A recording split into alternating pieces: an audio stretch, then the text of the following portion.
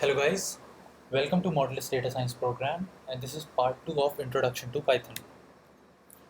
In this module, we'll talk about how you can download and install Python on your computer. We'll discuss two such methods.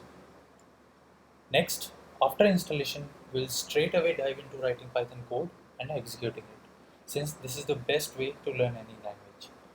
And we'll talk about three different ways in which a user can run Python code. Now, the first way to set up Python is to download directly from source website, which is python.org. Now, if you go to this website, you'll have something like this. By clicking on this download Python 3.8.2, which is the latest version, you can start downloading your Python. And this will download Python specific to your OS. If you're using Windows, it will download a Windows binary. Otherwise, since I'm using a Mac, it will download a disk image file. Now, after downloading Python from above link, there is a package manager, Python package manager, which is also installed by default. So why this is necessary? Because pip, this Python manager, which is called pip, this can be used to install other packages like pandas, scikit-learn, which we learned in earlier module that these are required for data analysis and model building. Now there is a step-by-step description that is on realpython.com that you can use to install Python on Windows laptop, and that gives a step-by-step description. Now, second way to install Python is from Anaconda distribution, and that is a preferred way because it is much simpler and it omits much of the steps. It does those steps automatically in the background. Now, if you go to Anaconda website, it is something like this. You click on the download, it will take you to Anaconda installers, and here under different OS categories, different type of installers are mentioned. What I'll suggest, you use a graphical installer. So if you're using Windows, download this one and install that install Anaconda from that application.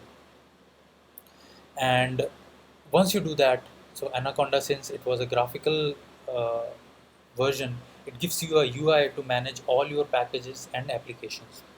The best part is that Python, once you install Anaconda, Python is automatically installed and you don't need to do it separately.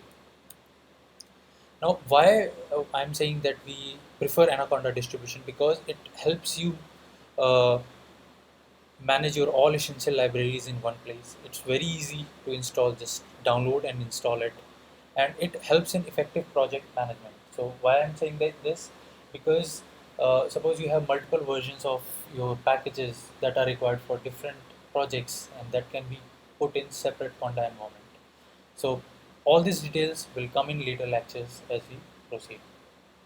Now let's have a look at Anaconda UI. So once you installed Anaconda, there will be an application in your system called Anaconda Navigator, and launch that Anaconda Navigator, and that looks something like this.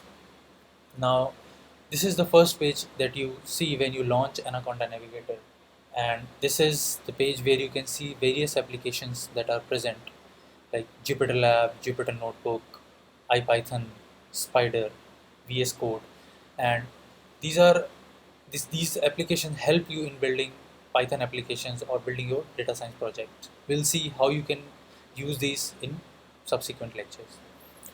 Now there is this environment tabs. So currently we only have one environment installed, which is called base. Later we will see that we can create multiple environments for each of our projects, and that helps in managing libraries for that project separately. Now what I did, I searched for a NumPy that in our current base environment NumPy is already installed, but if you want to install something else, you can just start typing in here and it will present the version, the application will present itself here, and you can just click and install it.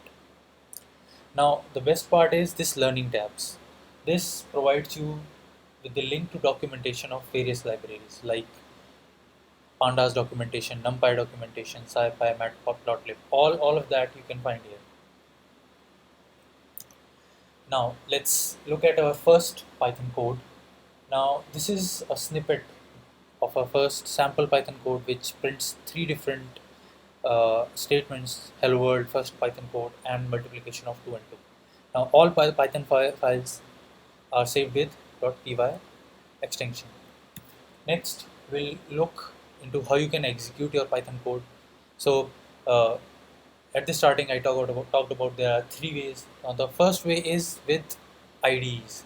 So there are multiple IDEs that are available like PyCharm, Spider, VS Code, and these are similar to Eclipse and NetBeans, which are used for running Java and C++ applications. So when you are building large applications, you'll prefer using these IDEs. Second mode for executing a Python code is with this scripting mode. So suppose you have written your code in a text file and saved it as demo.py. So this is similar to what I have done here. This is a file demo.py which has all your three lines of code. Now for executing it, you need to launch your terminal, go to the directory where this file is. So my file is in python-demo folder and I have listed this file. Now for executing it, you can just start with python3 demo.py and it will execute all of it. So in scripting mode, you write in this way like python and then file name.py. And if your project has multiple files, then you can execute this with -m option, and that detail we'll see later when we build a complex application. Now, the third way to execute a Python script is with interactive mode. So the first way for executing it interactively is by running a Python shell. Now, the Python shell is similar to what you can see here. Like when you go to terminal and just write Python 3, it will give you this three arrow sort of prompt. This is an interactive shell. Now, suppose I write print hello world. Now this, what this will do, it will execute your command, so and give you back the prompt. That's why it's called interactive, because you can keep executing your commands. It will print the result and then give you back the prompt. This is one of the interactive way. Now second interactive mode is notebooks, which I'll explain next.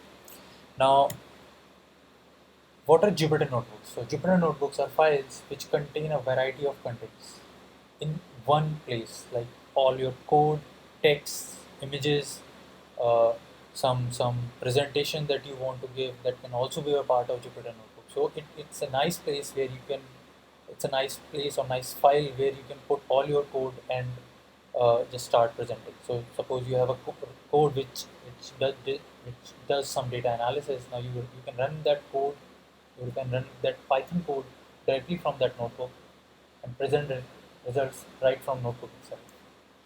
Now for installation, if you have installed Python with Anaconda, so this Jupyter is pre-installed with Anaconda as one of the applications.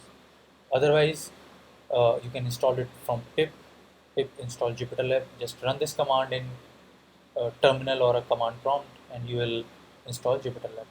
For launching, this again depends where are you launching from. If you are launching it from Anaconda Navigator, just go to Anaconda and launch it from here.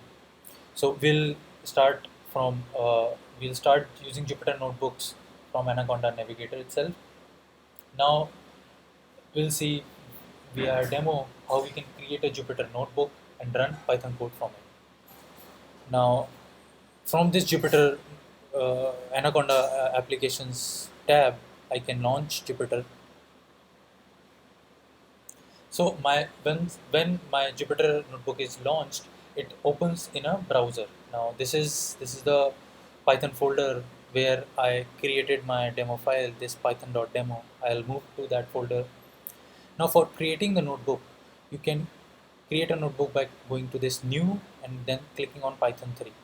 Also, if you have a previous notebook, you can upload it to this location by using this upload command. But for now, I'll create a new notebook. Now this is a notebook, and this is a cell which is used for writing Python code. Now the same code I'll write here, hello world, and I can execute my code by pressing shift plus enter in one go. So this is what I mentioned also here. For code execution, you can type shift enter and your code will run. Again, it's like an interactive Python running environment where you can just type your code and it will just press shift enter, it will run the code. Now there are multiple options available here, like file, you can create a new notebook, you can edit something, like there are cell operations that are defined. So I would insist you to set up your notebook quickly and start playing with these different options, as we'll be using notebooks a lot during this course, and we'll present our main algorithms and ideas from notebooks itself. Thank you guys, this is all for this module. Please move on to next one and happy learning.